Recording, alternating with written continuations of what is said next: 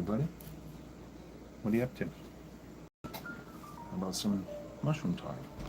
See what we can do. Entertain you a little bit. We're actually got the deck of cards behind us right now. So we'll see if we can get our deck of cards of mushrooms here while we're hanging out. Listening to a little bit of Halloween ambience. But here it is, rainy day. And if you want to talk mushrooms, talk some mushrooms here. But until then, we will play around with our cards. So let's just see what happens as we take a look at a few of our details of our cards here, and we'll run through a couple of different mushrooms that you may be familiar with or maybe not so familiar with. Some of them in here are not really native to our area. We have the fly agaric. Actually, that was right on the deck of cards, and it shows up not too bad. All right, so that's good. But we'll take a look at that one. I guess we'll start off with that one since I have it in my hand. But fly agaric. They call it the fly agaric only because people used to use the cap with a little bit of milk in it to trap flies. I'm guessing it was effective because the name stuck. But the other thing is that it's a revered mushroom for many reasons. It's iconic. It's a great thing to take pictures of. The one that grows around here is actually yellow. But this one here could have possibly been something to do with the Santa Claus legend. So we'll let you think about that, and I'm pretty sure in the coming months you'll end up seeing a little bit more about that. There we go. But anyway, guys, let's take a look, because there it is, the Mario mushroom, the fly agaric. But that one just came out of the deck, so and it is the feature. It's actually my screensaver, or the background that we're going to have here. So let's go through and we'll take a look at a couple different features before we even get started, because that's the one thing about hunting mushrooms, is that you got to be a pretty good observer. So, but anyway, if you guys have any questions or comments, feel free to let me know. But we're going to talk about a couple different things, and we'll start off with some taxonomy here. But I'm looking for one more card, which will show up at some point during our conversation here. But we do have different categories about our cards here. So I'll show you. The deck of cards is behind me, and we probably should do our best to let you know that Dr. Sapphire and McMullen Fisher. Just figure that's a great place where, you know what, we can kind of just hang out and talk some mushrooms while we listen to a little bit of holiday-themed October music here. But there it is, about the cards. We have a deck of cards in front of us here that are a deck of mushrooms, an illustrated deck of mushrooms. And right here we have what they notate on some of the different symbols that you're going to see. But what we'll be talking about is whether or not they're edible, whether or not they're inedible, whether or not they're toxic, which could mean, it's going to make you sick. But it could mean that, you know what, you're going to have some pretty bad effects from it. It could be anything from, mild nausea to liver transplant. Anyway, we have the psychoactive ones, which a lot of people are always curious about. It's always the thing, and the one behind me is actually known to be slightly psychoactive in some respects. In America, not so much, but in Siberia and Lapland, Finland, of course, that's where the flying reindeer come from. So, psychoactive in some sort, and a component in a lot of the different things. But but yeah, how you doing? Um, Glad we got a couple people hanging out here. There is going to be some medicinal ones that we talk about too, and I actually just happen to have one right here. This one's not on our list, but here is a turkey tail. So you guys might be familiar with the turkey tail, but anyway, um, we'll see how this works out for us. But so we've gone through edible, inedible, toxic, which is really not great. Psychoactive, which is not good if you're not ready for that. But how you doing? Hey, nice to see you today. Um, Hoping you're interested in mushrooms. We're trying to fortify our Beyond Fungi channel here, where we do some stuff, and we're thinking about doing a little thing where we can chit chat and talk about a couple different things. And as we start off on this one, we're going to take a look at our cards of mushrooms right here. Seems like a great place to start. But we were doing some reading and looking at some field guides. And oh, you do? Well, thanks for coming in. Um, we love mushrooms too, and I'm constantly talking about them. If you don't know me on TikTok, I'm on there every day. But here on YouTube, I plan to be trying to get my face out there a little bit more, and we'll do some talking. I have my microscope set up behind me here. We'll see what we can do to identify as many mushrooms as we can. But pretty much we're getting to the point where we're going to be looking at dried specimens. We're going to be looking at different things that we found. Actually, happen to have one here. Look at that. Another great medicinal, from what I hear. This is the red-belted polypore. It's a tough one. Um, but yeah, the conch fungus are a lot of the ones that we're going to end up finding and talking about in the wintertime. But again, medicinal, and that's how we got onto the turkey tail and the red-belted polypore. Um, we also have decomposers, which we call them saprophytes in the business. It's not a business. Well, I do have a business. If you guys want to support Beyond Fungi, you're always welcome to support Beyond Fungi, and I will have some shirts available on an Etsy site. But anyhow, mycorrhizal. That's the one that we're always interested in because most of the ones that we're talking about, including the one behind us, is a mycorrhizal, which means that they have a friend in the forest or several, but they like to be partners. They have a relationship with something out there, whether it be a tree, a plant, or shrub, something like that. And then we have the parasitic one. The parasitic one, which we talk about chaga all the time. Chaga is like our big one. Um, but anyway, we'll talk a little bit more about that because cordyceps. I don't actually happen to have a cordyceps in front of me right now, but you may know the cordyceps from the story of the Last of Us. But anyway, we'll just go through a couple of these things and see who's hanging out, want to talk in mushrooms, because these cards are really pretty cool. And of course, on the back, I'll be reading the back here, and you can see where the symbols are. This one does say that it's mycorrhizal because it grows with pine trees, and of course, that's where the whole Christmas story of red and white pine trees, you know, and then people throwing stuff down your chimney. But flying reindeers. So, but on this one here, you can tell basically what the appearance is looking like here. It's abundant, and so I even have a video out today on my TikTok channel. I'll put one on here on YouTube where I did find some this time of year, and like I say, they are yellow around here. So, but they can grow in huge patches, and they can be extraordinarily big. And there's ways of rendering them edible, but there's also ways of rendering them slightly intoxicating. It's typified on this card as psychoactive, but unless you like kind of like a kava type of thing, you're probably not going to be into that kind of psychoactivity.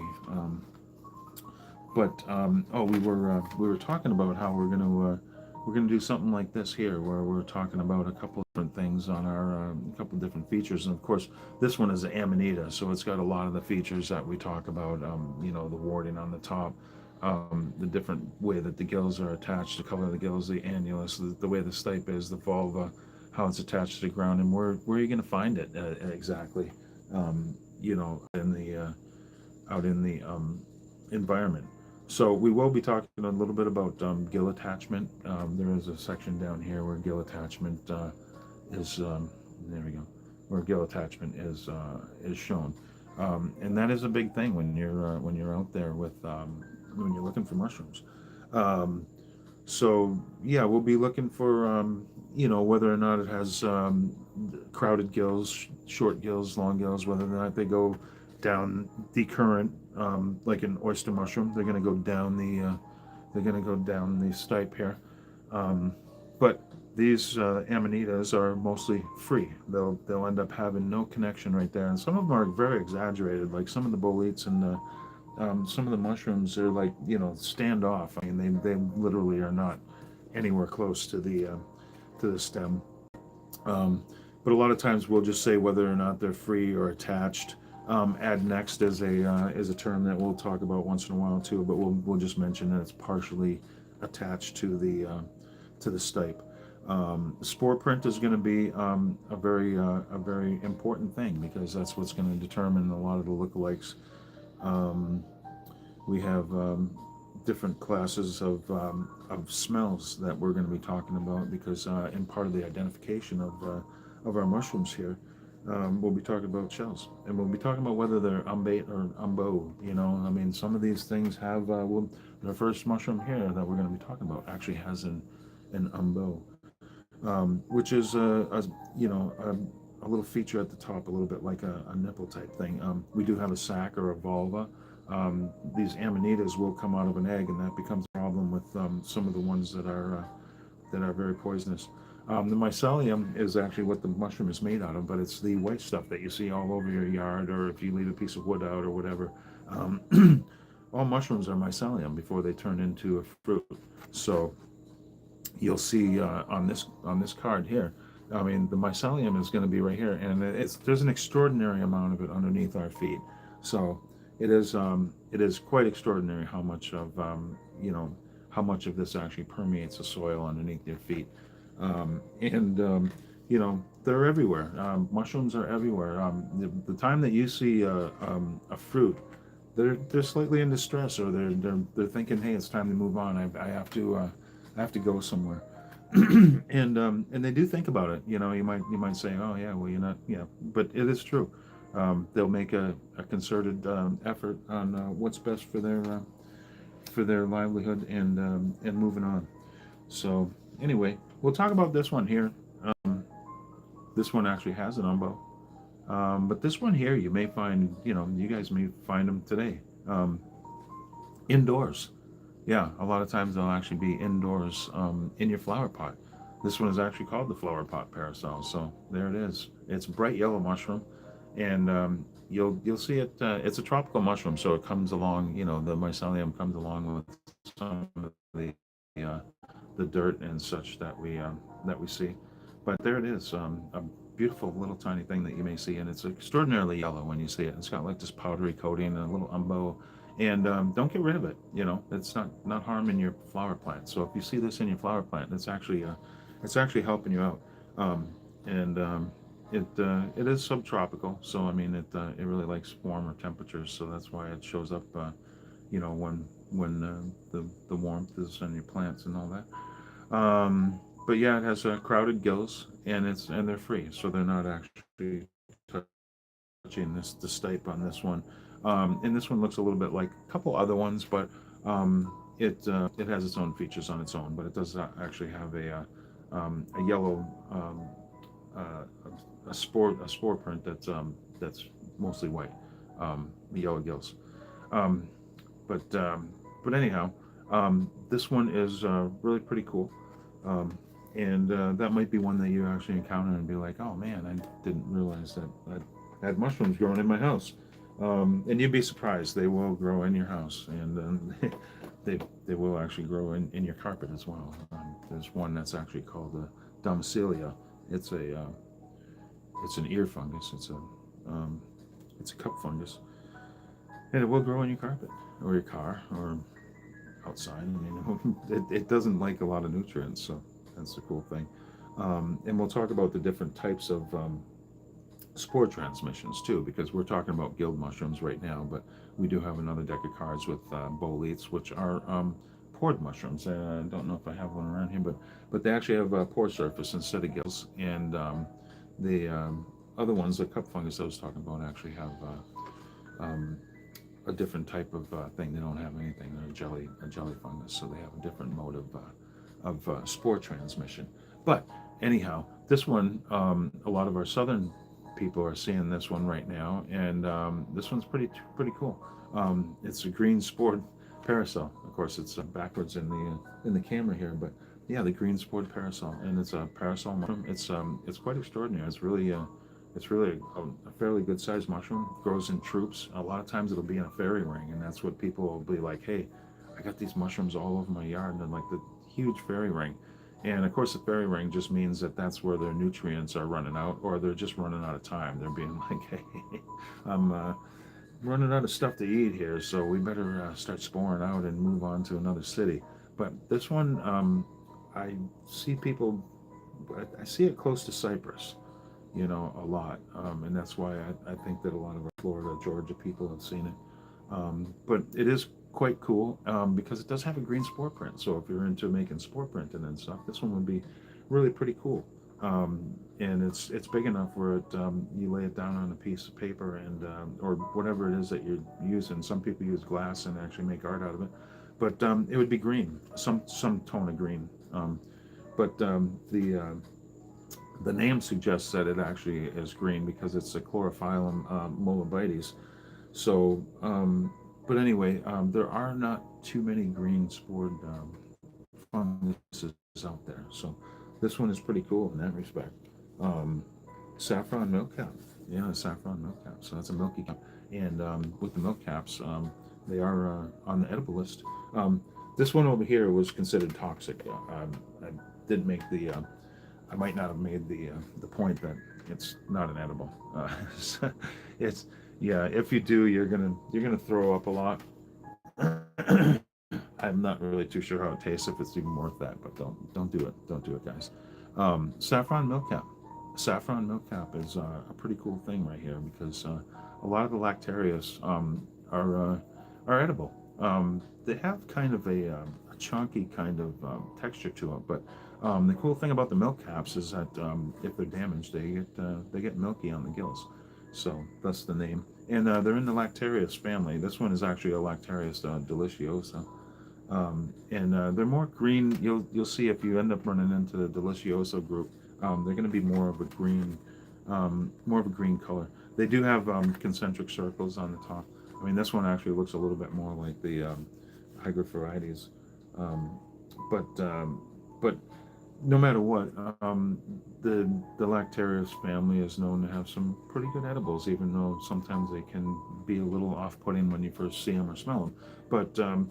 But yeah, this one is a saffron milk cap, and it's usually a late grower. We might actually still have a chance to see some of these ones, um, but it ends up hanging out with the conifers for the most part. Although you just never know. You just never know. In a mixed forest, I mean, we see things where it's like, oh man, um, why is that here?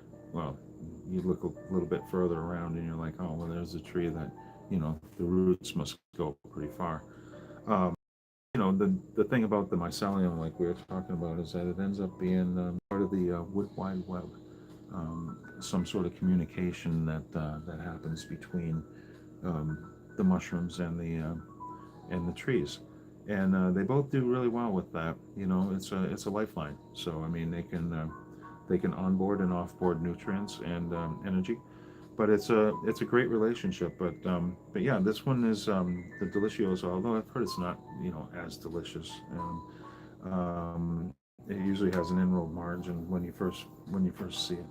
And like I say, it's a little more green from all the stuff that I've seen. But there's another one that one of our friends find. It's false saffron, and it's got a really cool color to it. So, um, but again, a milky cap. It's in the milky family, so the saffron milky cap. We have the Russula family, and the Russulas and Lactarius actually come from the same larger family group. They're actually in the Russulaceae, but this one here is a green Russula, and these are really cool when you find them. And it's we call these the quilted green Russula, um, parvovirescens, but they do show up green, and there are a couple different types of green Russulas. So it is considered a good edible. It is mealy again. It's a little grainy, a little mealy, like the lactarius that I was just talking about. Um, but yeah, there's a lot of people that enjoy that, and it's one of the forageable edibles that's on my license to forage and sell. So I myself have not tried it. I've heard a lot of people say that they're very good, but there are a couple different kinds that look a lot like this, and there's another one, the green quilted and kind of the yellow quilted one, which I can't think of the name of right off the bat, but yeah, a an edible right here. They say a lot of the rustlers are edible if they're not spicy. So, um, yeah, that's up to you. It's up to you. But do your research. You know what I mean. Don't just some people are like, oh, just let's try it. No, don't do that. Gives the rest of us a bad name. But anyway, here we go. Indigo milky cap. Yeah, a blue mushroom, you guys. That's pretty cool. I think that's really cool, actually. And I have not found this one after all my years. I've never found one of these in a condition where we could take a picture of it. So, but this one is a cool mushroom. It does have concentric rings, a lot like our other milk cap. It does bleed like the milk cap, but this one actually bleeds blue, so that's what's so cool about it. And it does retain some of the blue colors. And but yeah, it's got maybe a slight peppery taste and a grainy texture, but it's got a lot of blue liquids, and it can be used in marinades and sauces. And if you're a good cook, you'll figure out what to do with it. That's the whole thing about these mushrooms. And you don't make a whole meal out of mushrooms, or they're an addendum to the meal. But this one would add a little bit of color. And again, we'll take a look at the gills on these ones are actually decurrent in some respect. Well, we got this one here. This one's a good edible too. And Stropharia wine cap. So this one's actually oh wait, no, that's the wrong one. Oh, well, let's do a Stropharia wine cap. I'm sorry. There we go, Stropharia wine cap. But this was a an edible mushroom right here. Yeah, the other one is not, you guys. That's not. But this one is a little bit closer to being the appearance that we're looking for right here, because a lot of times they do come up like that. Then they get really big and really gold. They look like a gold top. They look a lot like a psilocybe type of mushroom, only because they were in the same genus until psilocybe was put into its own. But this one's really cool. We did find a few. I have a video of this one, and it's large. It's some cool color to it. It's meaty. It's a pretty good edible. It cooks really, and very distinctive because of the color, the way that it grows, and part of the name here is the Stropharia raguanulata and annulata, because it has this spoke-like annulus right here. So it's got this distinctive feature that helps make sure that you have the right one. But it is pretty cool, and this one is a cultivated mushroom, and a lot of times you can see it in bark mulch in July or so. But pretty cool, and a great edible from what I've heard. I mean, I've only eaten it once, and it was pretty good. But again, maybe not the best cook. What do we got here? There it is, the Rust Gill. That's the one I was just talking about. And I actually have one of these for the microscope, so we'll take a look at this one. This one is in the Gymnopilus family, and the Gymnopilus family around here are known to be slightly active. So if you ever bit into one, you'd be like, nope, that's not going to happen, because they are very, very bitter. But yeah, there it is. And we had a couple of these. I got a couple more videos coming out on these ones, and they're very close. I mean, this one right here is very, very close to. And let me just see if we can see. Yeah, you can see the annulus on that one. But they're very close. They're very similar to two different types here, the lutea and the junius. This notates the junius. Is that what we call it? Yeah, junior. Um, but yeah, it's you'd have to do a little bit more identification to make sure that that's exactly what it is. But they grow in huge clumps, and they have these rusty spores. That's why they're called the rustgill. I mean, a lot of people just call it gymnopilus the rustgill and just walk on. But there's some really cool ones. There's actually a reddish gymnopilus, and a couple different varieties in this particular genus. So anyway, that would be the rustgill there. Um, but yeah, I find this one underneath conifers lately, but I've find it a lot of times on hardwood stumps, and it can be really cool to look at. I mean, it's a beautiful beautiful mushroom when it's fruiting, very gold. But it's got they do have some bluing to them too. Some of our specimens that we find do have some bluing, especially along the mycelial region there at the bottom of the stem, the stalk. So stipe is what we call it. But anyway, let's let's talk about the bulbous honey mushroom, because you might be finding this nowadays. Is actually the um, uh, Gallica variety, but you might be finding the honey mushrooms right now. And with proper identification, the honey mushrooms can be a pretty good edible, and you can find them in abundance. They're actually known as a parasite because they do attack trees and they don't give back. So um, they're an unforgiving, and they also parasitize an enthaloma variety, and that's where we end up getting our shrimp of the woods. Shrimp of the woods is actually honey mushroom that's been parasitized parasitized an entomoma. But there we go. We'll take a look at that, you guys. And but anyhow, I thought we'd take a look at a couple different things, and I thought it'd be a great way to start off with our cards here. Um, we will see what we can do to read a couple books, talk about some field guides, and actually maybe just have a little conversation here. If you guys have some questions about mushrooms, we'll end it here with the shiitake. Not one you're probably going to find. We do find a train wreck of shiitake, but not probably one you're going to find. So, but it does grow. So I wouldn't it wouldn't surprise me to see it escaping. But cultivated mushroom, and you guys are very familiar with this one. And yeah, it's got a little bit of shagginess on the top, some fibrose.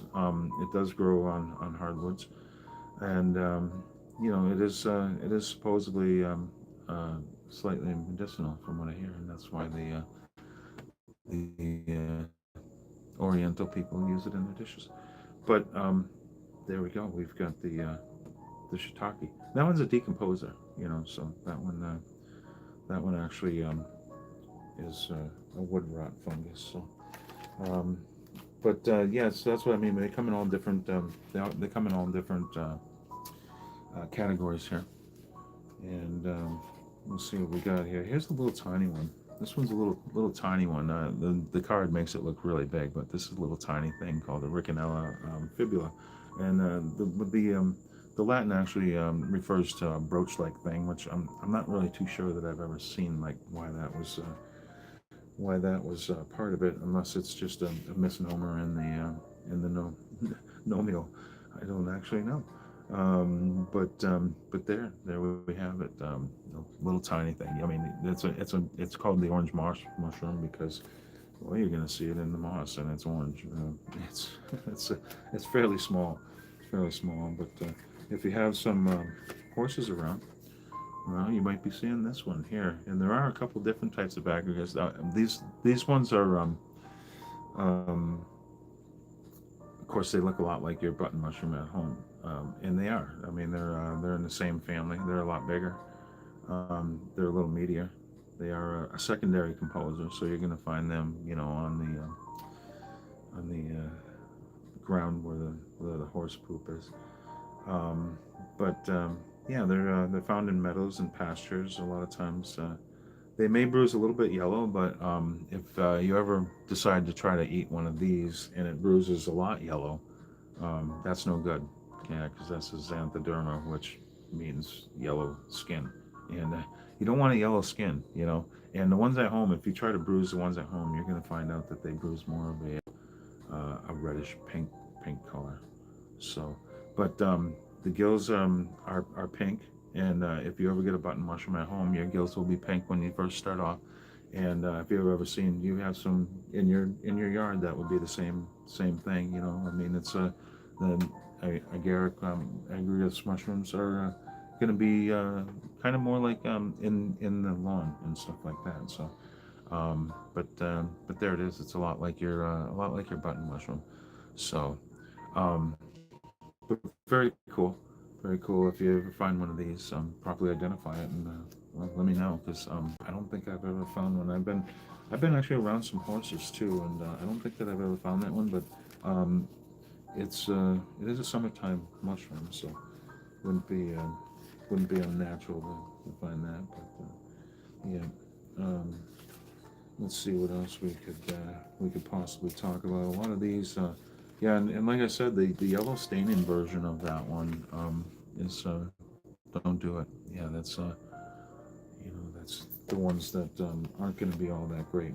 Um, the orange waxy cap. Now this one I'm not familiar with because this could be a European type of fungus, but the orange waxy caps again are desired edible. I have two of them that are on my foraging license, so I imagine this one's probably a pretty good edible. No, it isn't. It says inedible.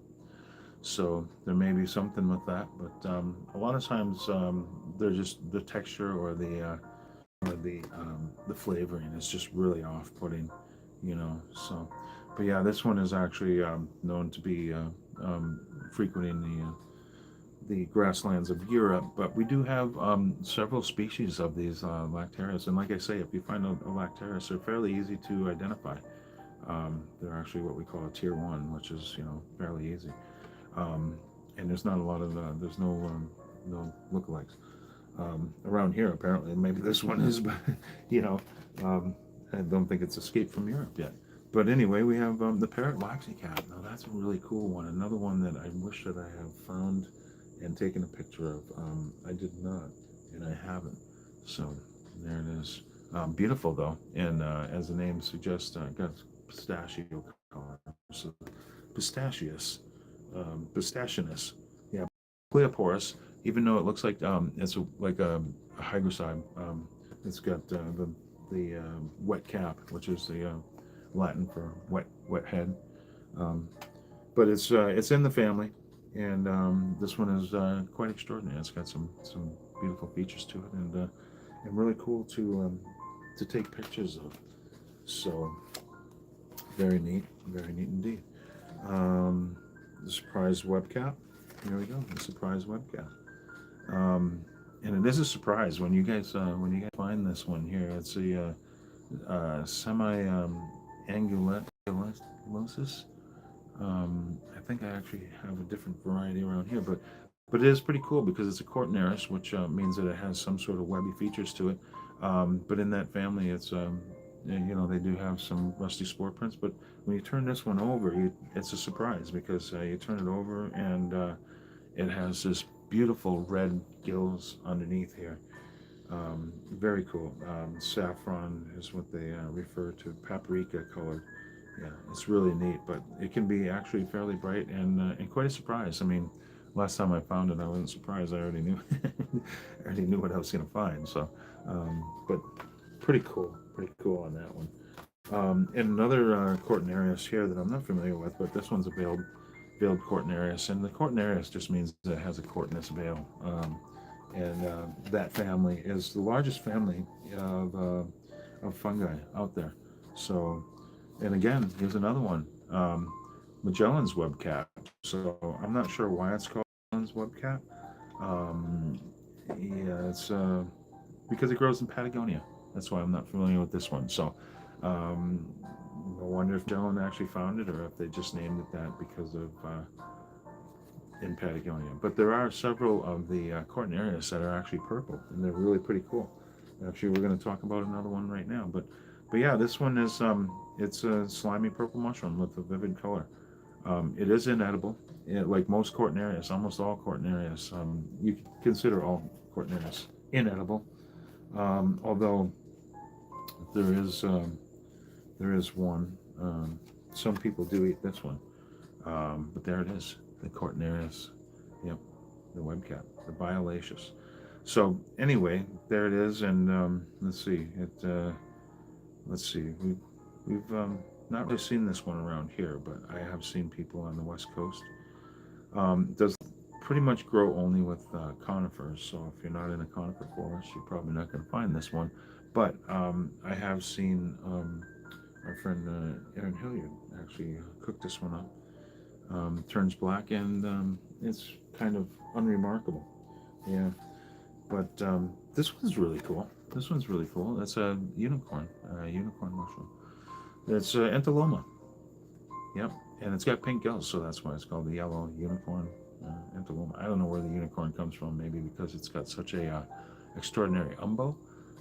Maybe I'm not sure about that, but anyway, so a very cool one, and another one I have not been fortunate enough to take a picture of. So, but it's hard, you know. I mean, you got to be there at the right time.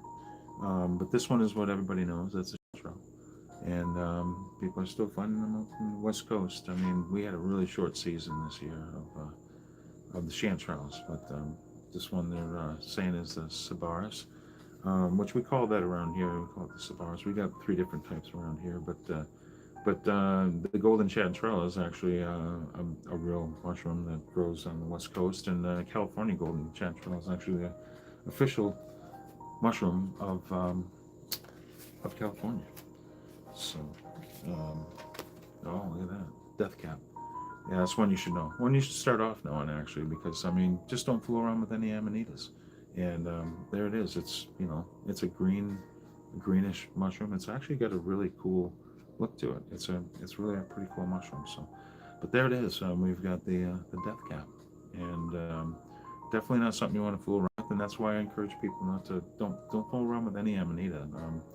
You know, we will talk about one that's a pretty good edible, but you pretty much got to do your research first.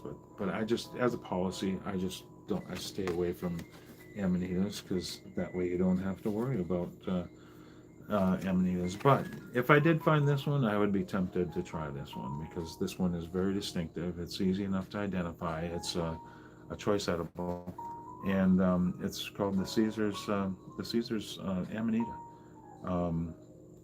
This one is actually, because it's on these cards here, it's actually named a little bit something different, Latin. Because this one is an Asian version of the one that we would be seeing. So there it is. But the Caesar mushroom is this one actually is toxic. You know, so kind of funny that we're looking at this, but it's a brightly colored mushroom. This one looks a lot like the Jacksoni. Yeah, and so again, amanitas are not your friend. But Amanita jacksoni that grows around here, the Caesar's mushroom, is a choice edible and an easily identifiable one. But we just stay away from all amanitas, just so that we don't look like the fool. You know, not like it's going to happen. But it is pretty hard to get poisoned by mushrooms if you know anything about mushrooms. But it's like any other type of food. You could be allergic to it. You could have a bad reaction. You could be something in the environment where you've picked this mushroom. You could be adversely affected by it. We don't know. All right, so there it is. That's the one everybody's always asking about and looking for. And you can see why that looks a lot like the Stropharia. It used to be in the Stropharia family. But there it is, Psilocybe cubensis. Origin comes from Cuba. So that's why it's called the cubensis. So We got a cool one that's probably coming out nowadays in the colder months. It actually has glycol in it, so it can survive frosty times. But there it is, the velvet foot. And this one's actually an enoki, if you guys know what an enoki is. But the actual Latin on this one is the Flammulina velupis, which means velvet foot. But it does not really show it on this card here, but it does have a velvet foot, and it does produce itself in numbers at an odd time of year. So there is a deadly look-alike to this one. Know about? I have a video on that, just to be sure. But we do find this, and if you're a skilled forager, you would know that you found the velvet foot. And if you're saying, "Hey, Roscoe, that doesn't look like an enoki," yeah, that's what happens with mushrooms. When they grow enokis for consumption, they actually strangle them, put them in the dark, and don't give them any CO2.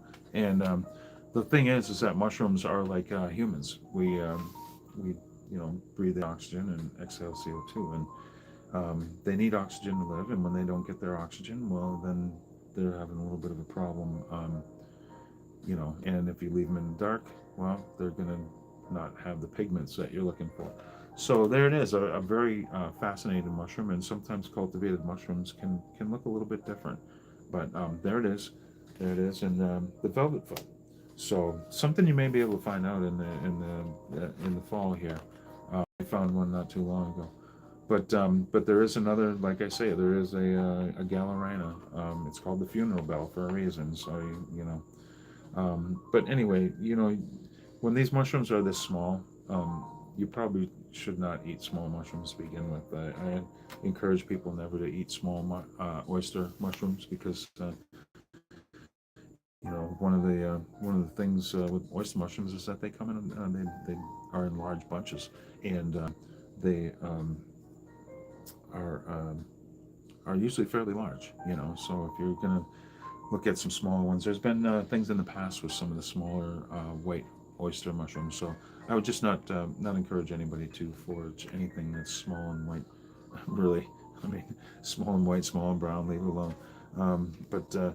But anyway, this one, fairly good sized mushroom, and this one's cool too because this one is fairly easily identified, only because it's going to smell like orange juice, like concentrated orange juice. So that's a really good sign. It's also going to have a lighter spore print. It's going to have a pinkish white spore print, where some of the lookalikes are going to have these rusty spore prints. But this one's a great edible. It's a meaty, big old mushroom. So the bluet, Lepista nuda. It was actually in Clitosopy nuda, but we got away from that, I guess, because there are some non-edible species in the Clitosopy section. But this one's really cool. If you encounter that, you may see it in your trash pile or in a bunch of leaves, some stuff. Just this time of year, you will find it in some waste areas. So, and a good one to look out for, because if you're going to be an amateur mycologist, that one is a lot of fun to find. Um, this one is also really cool. This one is very cool to find too, and along with these colder rains coming out, we may end up finding some of these, and I plan on actually cultivating it. Um, but these are very cool. They're decomposers, and they're very edible.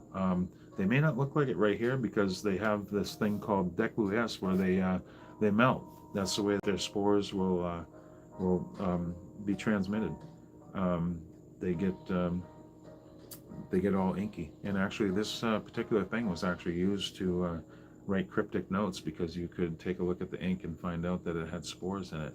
So it's got a little bit of a history. These inky caps are known to inhibit your ability to drink alcohol with your meal, but this one has not been shown to be so. But anyway, it's a really cool mushroom. It's called the shaggy mane, the lawyer's wig. It's very distinctive, and especially if you see it, I mean, if you see some of the parent ones starting to melt, well, it doesn't have some pink gills and obviously black spore print. But very cool, and you can find these in some pretty good numbers, and you need to cook them up like today, you know. But um, out of all the different mushrooms that I've eaten, this has been one of my, this has been one of my favorites right here. So when they're young and fresh, yeah, I mean, it did remind me a little bit of seafood when I prepared it. But you never know. There's a lot of things out there. Um, we have a little tiny oyster mushroom here. It's not actually an oyster mushroom. It's a crepidotus, and the crepidotus family is something you want to stay away from. They do look a little bit like oysters, but of course oysters aren't going to be orange.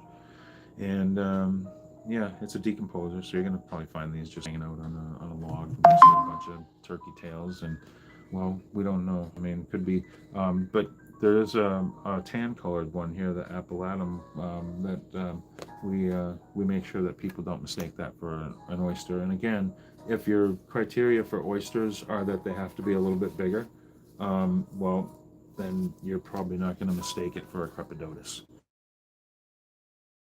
which is good news. Which is good news. But this one here, we'll do a couple more. But this one here is what they call the horn of plenty, or the black chanterelle, or um, they sometimes call them the death trumpet, but the trumpet mushroom, a lot of people call them. But black chanterelle is what I call them, even though they're not actually a chanterelle, because they have this hollow space down the tube here, which puts them in the Crateralis family. Let's see what they say. This one they call the Crateralis cornucopias, only because this is a European deck apparently. um, but yeah, um, there it is, the horn of plenty, and a very forageable mushroom. There may even be still some out right now, but yeah, a very forageable mushroom, a very tasty little treat.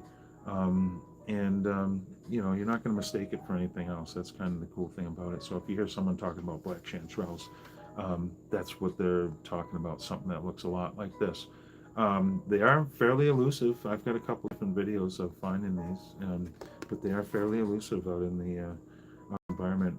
And we actually call them here. They're actually the binomial is actually phalanx, with an F, but that means deceptive. So they are sometimes really really tricky. But a lot of times when you find them, you're already standing on a bunch of them. So yeah, um, this is an invasive species I haven't found, but I've grown, and I haven't let it out of the lab.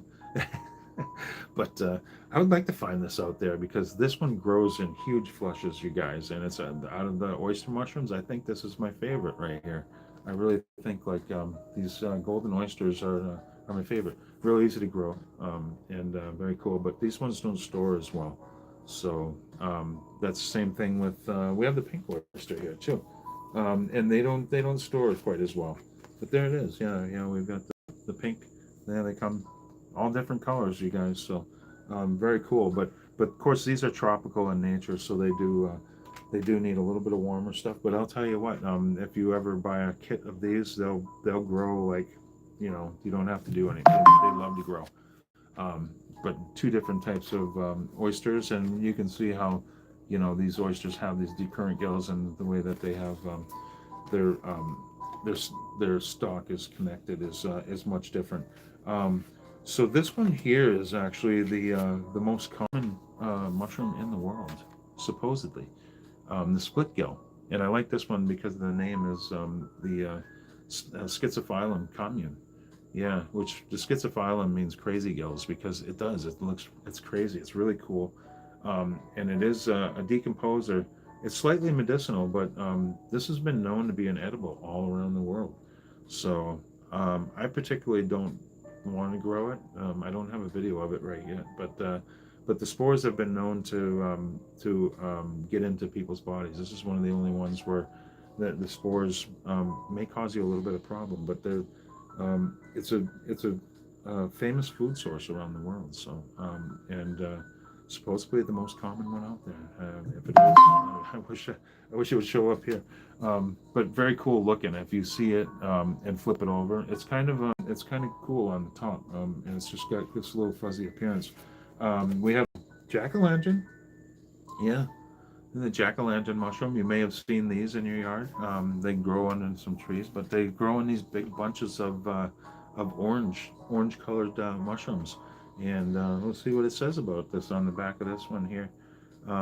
Yeah, it likes stumps, buried roots, and it is a parasite, so it will cause heart rot.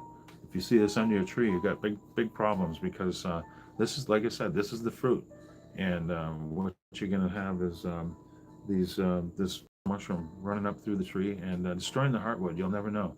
You'll never know. The interesting thing about this one, not only is the color like a pumpkin, but this will grow out in the environment and be bioluminescent. So you may end up actually seeing these glow. Your light would have to be a certain way, and your eyes would have to be adjusted. But there are mushrooms that light up the forest at night. So this is one of them right here. Yep, look at that. But anyhow, let's see what happens if they. But it has a toxin in it, so it is not an edible. It does have a toxin that alludes to the name, alludins, um, but it will make you sick. So I mean, as tempting as this one is to be an edible, not a great choice. You definitely don't want to mess with that one. That's the thing is you really regular food will get you sick. Um, you don't want to mess around with the other ones. And here's another one that doesn't grow around here. I'm guessing this one grows in Australia, parts of Asia, Australia, maybe even over in New Zealand. But another entoloma, and this one we talked about the yellow entoloma, but this one also has pink spore print. So very cool. It does have a very similar relative on some of the islands. So it's kind of strange how on the islands they pick up these really blue colors on the entoloma. So, but pretty cool. They do have some shiny radio fiber on it. So if you ever did see it out there, it would be pretty neat. But a lot of people love taking pictures of these ones because they're very beautiful. Um, but yeah, and as far as being edible, would it matter? You're probably only going to find one in a lifetime or whatever. But yeah, that's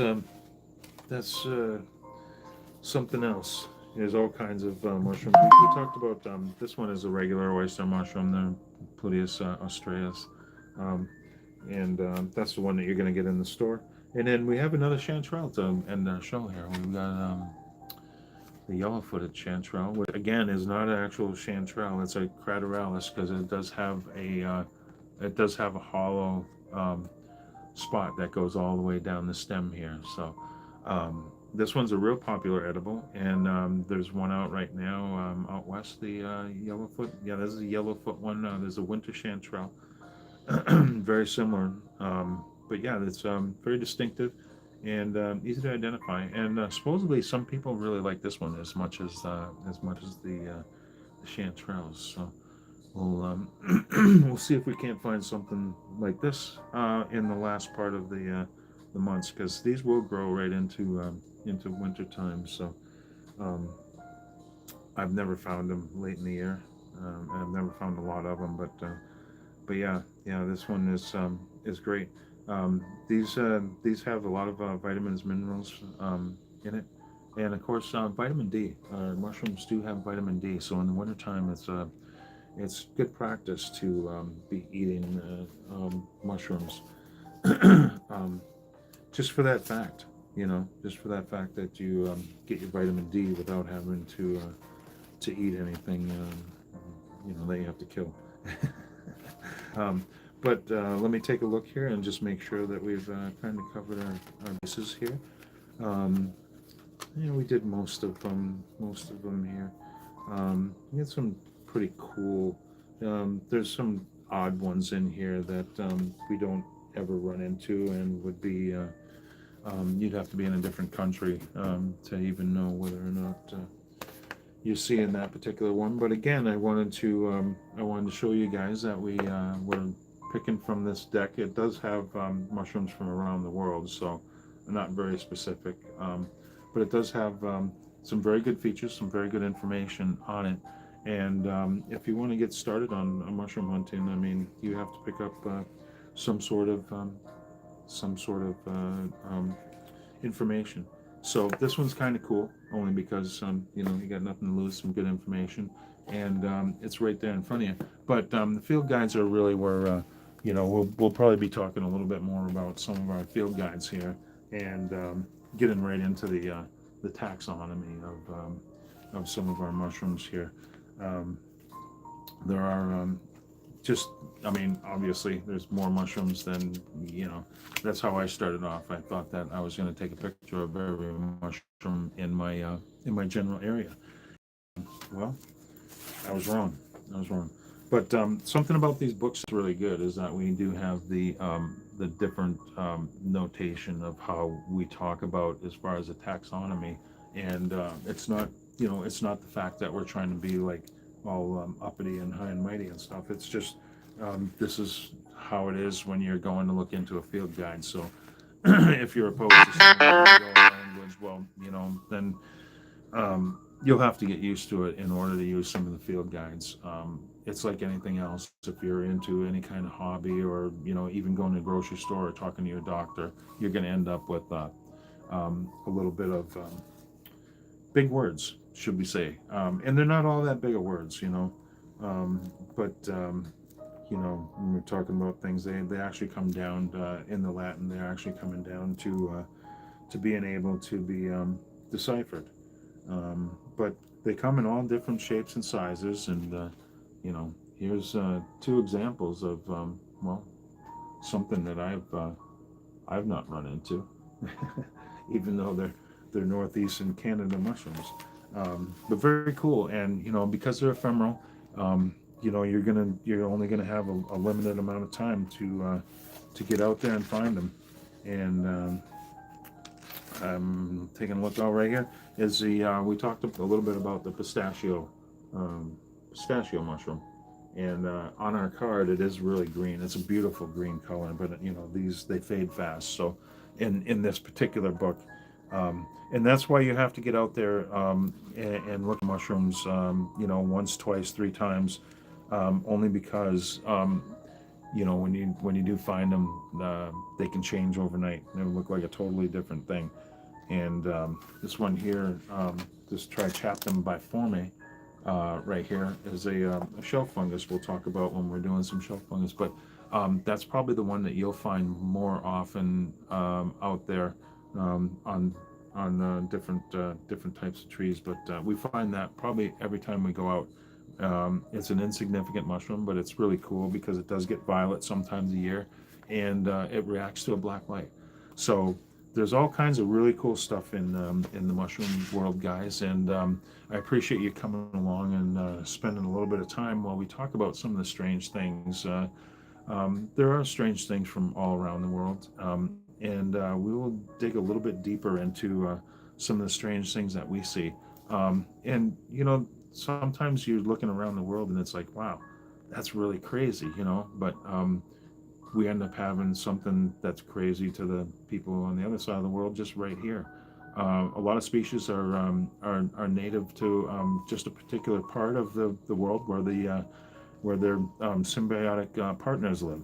So a lot of times you're going to only be able to find them wherever their host or their friend is. But anyway, guys, I encourage you to get out, find stuff, stay curious, and enjoy the journey. We love finding stuff and bringing it back to the lab. So maybe we'll go ahead and do a little bit of microscope work. We'll see what we can do. If you want to set up a talk, a chat, or anything else, let me know. We'll open up a book, or we can find a way to sit here and talk about what you definitely found or what you definitely didn't find, because it is a little trickier to do it in this respect, but we'll do our best to do our best. And thanks for enjoying our Beyond Fungi little bit of looking at some mushrooms on our card deck here. So appreciate you guys showing up, hanging out, and hoping you have a great day, and stay curious. We'll see you next time. Thanks for coming in.